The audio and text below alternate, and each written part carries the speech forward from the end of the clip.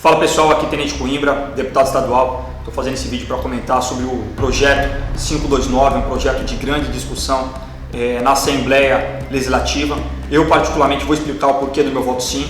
Eu nunca fui pelo caminho fácil, eu nunca fui pelo caminho populista e sempre votei de acordo com as minhas consciências. Mas primeiro, eu quero falar que é um absurdo tentar relacionar que eu fosse aliado ao Dória, que eu fosse base do Dória, qualquer tipo de coisa assim. Eu particularmente sempre combati ele, protocolei 2 processos de impeachment, entrei com 2 mandados de segurança, fiz representação no Ministério Público e na Polícia Federal. Durante a pandemia, enquanto muitos estavam dentro de suas casas, eu fiscalizei hospitais, fiscalizei UTIs, achei irregularidades e protocolei tanto no Ministério Público quanto na própria Polícia Federal. E vamos combater sim, inclusive, essa nova fala do governador dizendo que vai tornar a vacina obrigatória, que é um grande absurdo. Então você deve estar se perguntando por que, tenente, você votou nesse projeto. O projeto ele é muito extenso e eu vou fazer questão de explicar todos os itens nele aqui agora. Primeira parte do projeto sobre a extinção de algumas autarquias, de algumas empresas. Eu sempre defendi a privatização, me elegi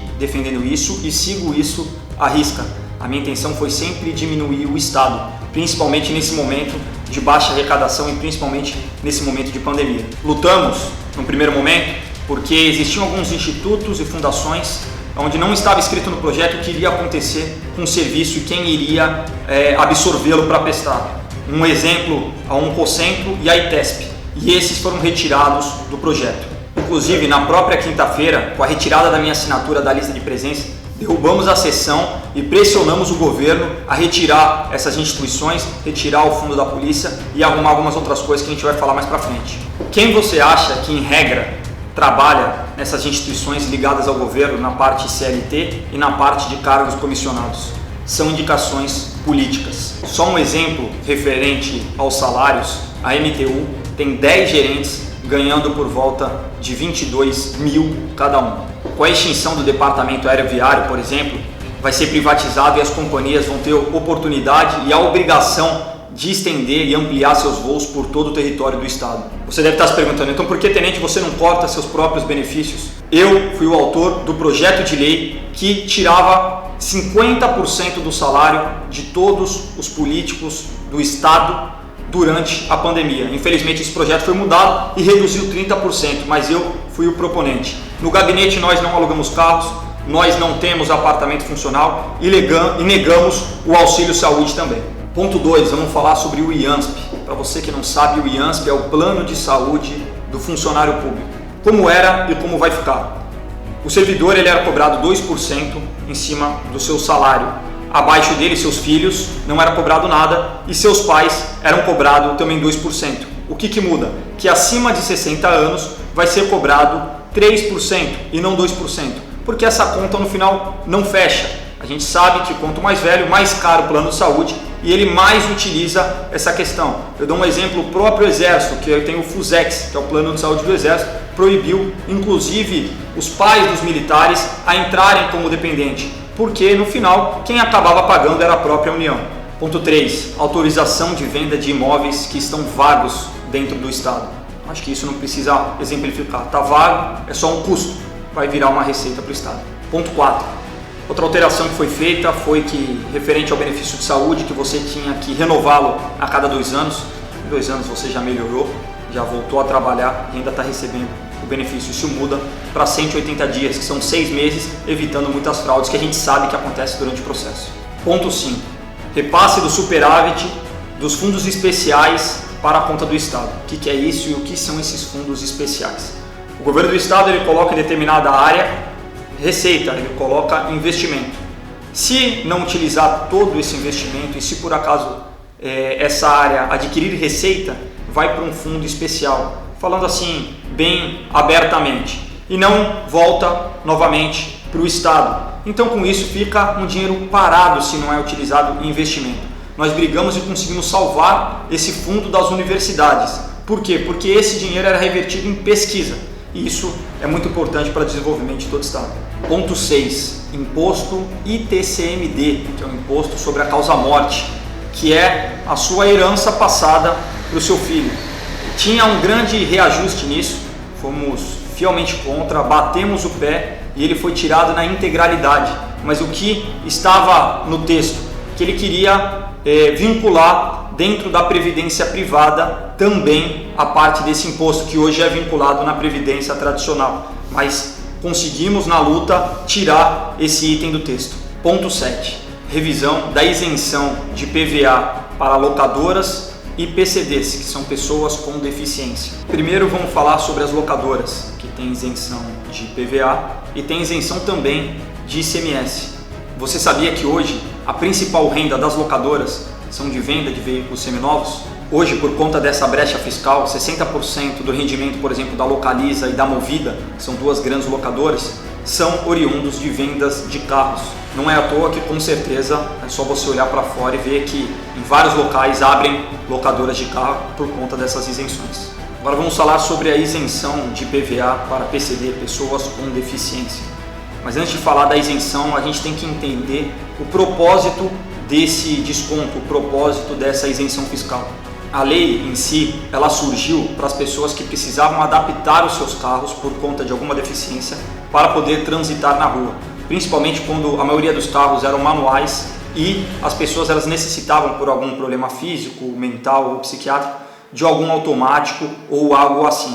Durante o tempo, essa lei foi deturbada e foram adicionadas mais de 70 doenças que têm direito à isenção.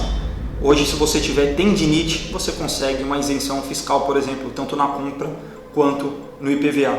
O que aconteceu é que virou um grande comércio absurdo. Hoje, por volta de 80 milhões de pessoas têm direito a esse tipo de benefício. Ou, por exemplo, eu já caí de moto, tenho 2 placas e 8 parafusos. Eu poderia tirar esse benefício, seria legal, mas seria imoral, porque eu não preciso, eu não faço jus, não tenho qualquer tipo de dificuldade de locomoção. Isso, na verdade, também virou um grande comércio, porque você adquire seu carro e 3 anos depois você pode revendê-lo com isenção de 30% e não pagamento do IPVA. Então, tenho certeza que você conhece alguém que utiliza carro que seria para PCD e vai para um crossfit, vai para uma academia, vai fazer atividades normais, mas na hora pede isenção de imposto. De 2016 até 2019, aumentou em 250% a quantidade de carros vendidas anualmente com isenção de imposto, totalizando mais de R$500 bilhão de isenção e renúncia fiscal. Isso quer dizer que o benefício foi extinto? Não, ele não foi extinto, ele continua. Só que agora só para doenças físicas severas ou profundas. Outro acréscimo que tem no projeto é que, se detectado fraude, ela vai ter que ressarcir o Estado com os acréscimos legais de tudo aquilo que foi isentado. O Conselho Nacional de Política Fazendária, na portaria 59/20, já prevê isso e essas alterações também na parte federal para 2021. Ponto 8. Concessão de serviço ou uso de áreas.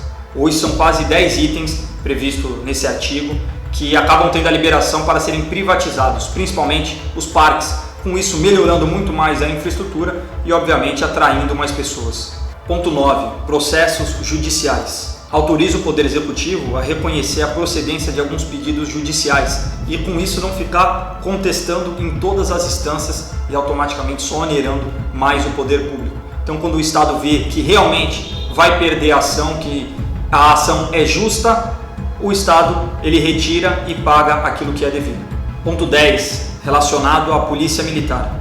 Primeira coisa é que isenta a DGEM sobre imposto de renda, pois antes o policial ele fazia a sua DGEM, ele fazia a sua hora extra e aquilo também era tributado, então hoje isso vai ficar isento. Outra mudança foi que aumenta o limite de idade na reserva de 65 para 70 anos, mas isso não muda em nada o sistema de previdência. O que muda é que, na verdade, no futuro, assim como o Exército, vamos ter a possibilidade daqueles policiais que querem voltar ativa e trabalhar em setores administrativos, automaticamente liberar aquele soldado mais novo, mais moderno, com sangue novo, para atuar em situações de rua. E, logicamente, o policial que voltar ativa vai receber a mais por isso. O ponto mais polêmico desse projeto, o próprio ICMS, alíquotas abaixo de 18% podem ser consideradas benefícios fiscais e podem ser alteradas caso o Executivo queira. Um ponto importante para a gente destacar é que, entre todos os estados da Federação, o estado de São Paulo que já existe maiores benefícios fiscais. E é uma mentira essa vinculação alegando que vai aumentar a alíquota de imposto sobre a cesta básica. Ninguém gosta de imposto, eu não gosto, você não gosta, aliás é um terror falar sobre isso, inclusive em reajuste fiscal. Mas fato é que nesse ano de 2020, um ano ímpar, tivemos bilhões de gastos. Hoje o governo federal, ele vai atingir 100% do seu PIB em dívidas. Então é um fato que o Estado ele não é gerador de recursos. Como ele consegue gerar recurso e readequar as suas contas? Ele diminui a sua máquina e ele faz reajustes fiscais. É um remédio amargo, sim, mas infelizmente nesse momento eu não posso utilizar do populismo e travar a conta do Estado por décadas, né? Porque no final quem vai acabar pagando com juros é você mesmo. Eu fiscalizei, eu entrei com representação no Ministério Público e na Polícia Federal contra o governador, mas eu tenho sim a consciência que o Estado está quebrado, assim como vamos precisar de reajuste futuramente dentro do próprio governo federal. Eu sei que nem sempre vou agradar a todos com as minhas decisões, mas o importante é que eu mantive minha consciência. Você que ficou frustrado com o meu voto por conta da minha análise ou qualquer coisa parecida, isso faz parte da democracia. Mas eu sigo os meus ideais, eu sigo os meus valores e sigo principalmente com a minha consciência. Um grande abraço a todos, estou aberto às críticas, às sugestões e há sempre oportunidades de melhorias. Estamos juntos, um grande abraço.